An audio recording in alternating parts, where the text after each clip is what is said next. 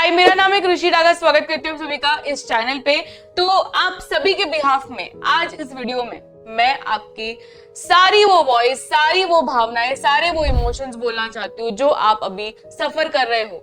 मुझे पता है आप सभी नाराज हो सीबीएसई से, आप सभी गुस्सा हो सीबीएसई से कि एक तो चेकिंग उन्होंने थर्ड पार्टी से करवाई है, ऐसा इंटरव्यू में उन्होंने ही कहा है, एंड जो एक्शंस उनके है उसका रिजल्ट जो है वो हमें करना पड़ रहा है, मतलब बच्चों को करना पड़ रहा है। जैसे कि जो थर्ड पार्टी के द्वारा चेकिंग हुई है, कुछ भी जो भी हुआ है, we don't know the reality, क्योंकि बहुत सारे बच्चों का ये एक कंप्लेंट रहा है कि जो परसेंटेज एक्सपेक्ट किए थे उससे काफी नीचे परसेंटेज आ गए हैं।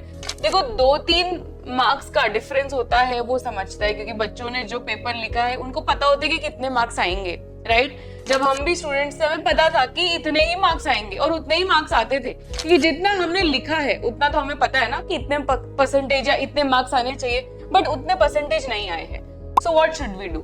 यहाँ पे सीबीएसई ने एक नया फैसिलिटी, या हर साल होता है वैसे, पर एक ऐसी फैसिलिटी है दैट इज रिवैल्यूएशन या रीचेकिंग, वेरिफिकेशन, फोटोकॉपी। अब ये बच्चों के लिए है अच्छा, बट हर एक स्टेप के लिए जा तो रहे ना पैसे। अब बहुत सारे बच्चे मैं जानती हूँ कि गांव से पढ़ रहे हैं या उनकी फाइनेंशियल कंडीशंस उतनी स्ट्रांग नहीं है, तो व्हाट शुड वी डू? उनको तो अगर परसेंटेज चाहिए वो पर्टिकुलर, क्योंकि उनको भी कुछ बड़ा बनना है यार, वो सारे कॉम्पिटिटिव एग्जाम्स के लिए उनको प्रिपेयर करना है। पर अब यहाँ पे कॉम्पिटिटिव एग्जाम्स के लिए भी एक परसेंटेज या एक पर्टिकुलर क्राइटेरिया सेट किया गया है जो मैच नहीं हो पा रहा है, because there is a change in marks. तो तब क्या किया जाए? यहाँ पे मनी का शॉर्टेज है, टाइम का शॉर्टेज है। उस बच्चे ने तो बराबर आंसर्स लिखे, पर उस बच्चे को जस्टिस नहीं मिल रहा है मार्क्स से, परसेंटेज से। What should we do? इसका आंसर है सीबीएसई के पास नहीं है।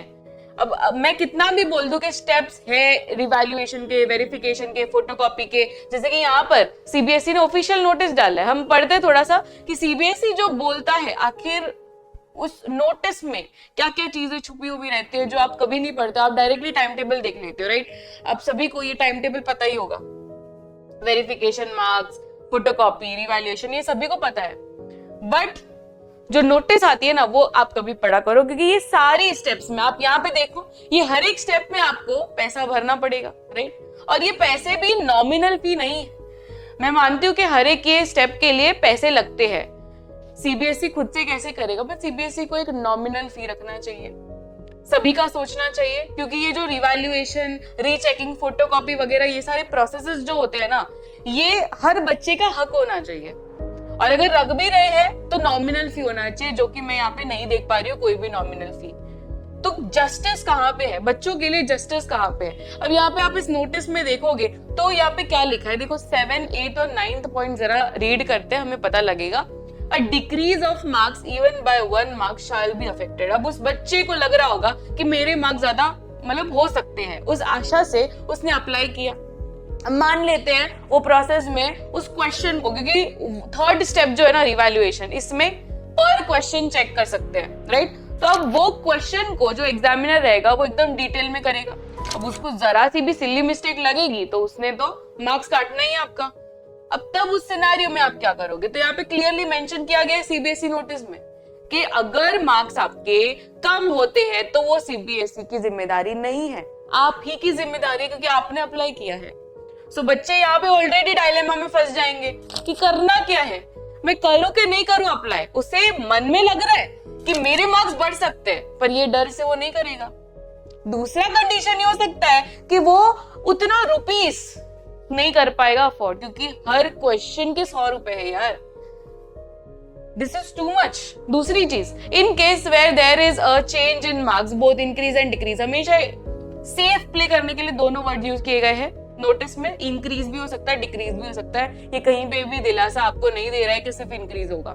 नेक्स्ट और पढ़ते हैं, such candidates shall have to surrender the mark sheet.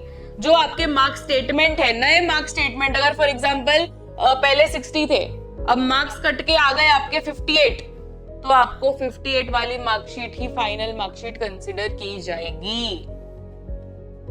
समझ में आ रहा है आपको? तो यहाँ पे आपको बहुत ही सेफ प्ले करना होगा, बहुत सोच समझ के डिसीजन लेना होगा।